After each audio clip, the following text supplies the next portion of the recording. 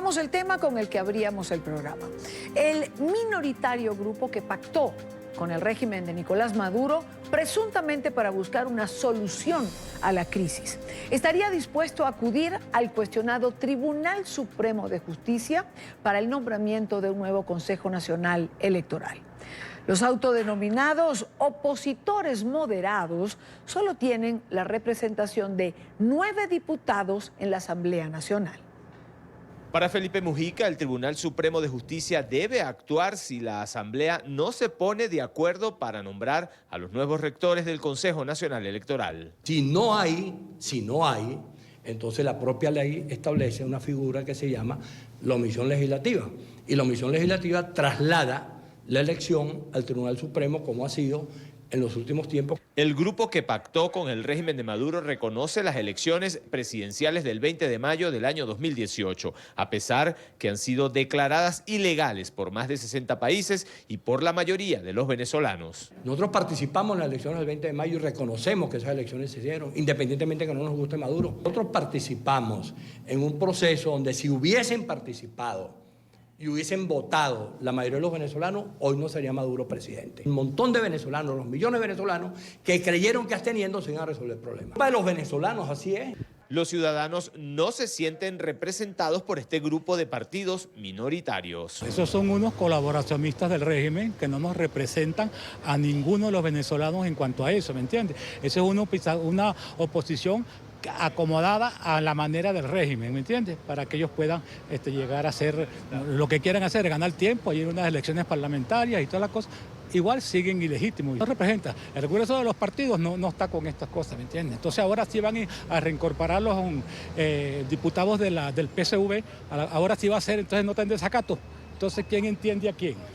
Que esos vienen desde hace tiempo coqueteando con el gobierno, pues, y ya está, y punto. A la comunidad internacional no la van a metérsela en el bolsillo. Ellos están muy conscientes de lo que sucede en Venezuela. Insisten en que son acuerdos parciales que darán resultados inmediatos, como la liberación de algunos presos políticos y acabar con el presunto desacato de la Asamblea Nacional. Que la Asamblea Nacional salga del desacato. Por supuesto debe salir del desacato. Esa es una de las tareas principales de la reincorporación del PSV a la Asamblea Nacional.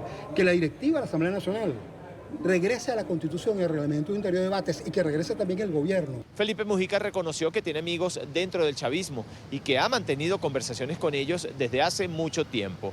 Todo, según él, con el único fin de buscar una solución a la crisis que está viviendo Venezuela. Es la información que manejamos desde Caracas. Continúen con más de la tarde de NTN 24. Nos acompaña Delsa Solórzano, diputado ante la Asamblea Nacional de Venezuela.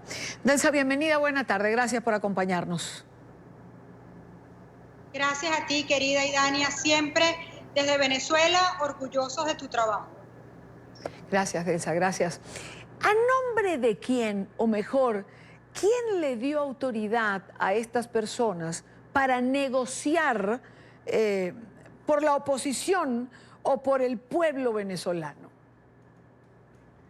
Representan al propio régimen, esa es la realidad, Idania, y yo lo digo, como tú me conoces, sin empacho y sin ningún tipo de pudor con lo que estoy diciendo. Eso es un acuerdo entre el régimen firmado con el propio régimen, solo que ellos observaron cuando ocurrió lo que ocurrió en República Dominicana, que recordemos que Julio Borges, quien representaba a la oposición en ese momento, decidió no firmar ese bujo acuerdo y firmó Jorge Rodríguez él solo, él con él mismo. Ahora, para tener compañía, decidió llamar a otros representantes del propio régimen, pero esta vez con disfraz de ovejita. Felizmente, en Venezuela nadie se come ese cuento, pero además, felizmente, la comunidad internacional tampoco ha caído en esa trampa, de tal manera que no les duró el engaño, la marramucia, no les duró ni siquiera 24 horas. De todas maneras, diputada, aunque mucha gente esté clara, aunque igual los aliados internacionales sepan quién es quién, esto tiende a confundir, es decir, a crear ruido en el ambiente ya suficientemente complicado, el ambiente político en Venezuela. Sí, es así, pero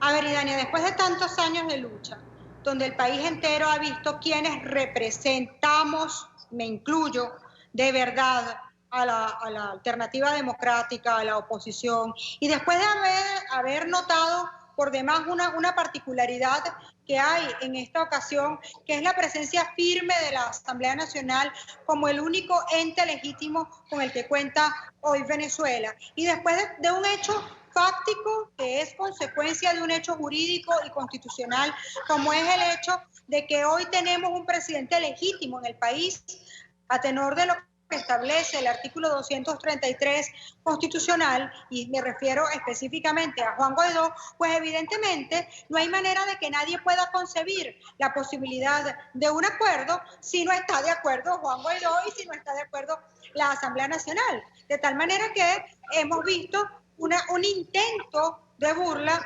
a la población venezolana que no ha caído en ella y que además, Idania, yo quiero destacar que esto no es más que el reflejo del miedo que tiene la satrapía a un pueblo que se levantó y que dijo que no los va a soportar más y que definitivamente está dispuesto al cambio. Delsa, en caso de que los chavistas se reincorporen a la Asamblea Nacional, asamblea que han desconocido, que han invalidado incluso a través del Tribunal Supremo de Justicia, con sentencias o decretos que lo señalan como inconstitucional. ¿Cambiarían las fuerzas políticas? ¿Puede afectar esto la cotidianidad de la Asamblea de hoy? No, de hecho ellos supuestamente habían dicho que iban hoy, así que ya empezaron a incumplir el acuerdo que firmaron con ellos mismos, es decir, que no se respetan los acuerdos ni entre ellos. Imagínate tú, efectivamente esto no cambia para nada. Nosotros empezamos siendo 112 parlamentarios de la oposición, hoy somos 117, porque lo que ha ocurrido a lo largo de este tiempo es que varios parlamentarios del oficialismo han decidido venirse a las fuerzas de la oposición democrática venezolana. Así que hoy somos aún más de los que éramos cuando comenzamos, de tal manera que la correlación de fuerzas no cambia en lo más mínimo. Y por cierto, los parlamentarios de este grupo neooficialista son solamente 6. Es decir, ese montón de disque partidos que firmaron ese acuerdo entre el gobierno usurpador con el gobierno usurpador son solamente 6 diputados. De tal manera que no hay ningún cambio en la correlación de fuerzas parlamentarias hoy día. Es decir, ¿un sinsentido más del régimen de Maduro?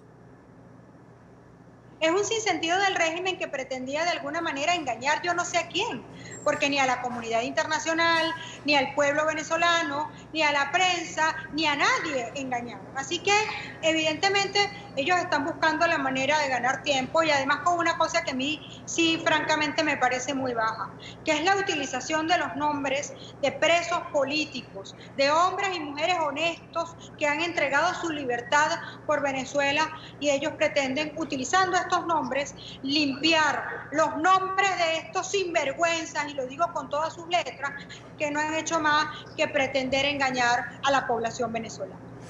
Bueno, habrá que ver qué nombres usan o no, qué presos dejan en libertad o no, es algo que está por verse.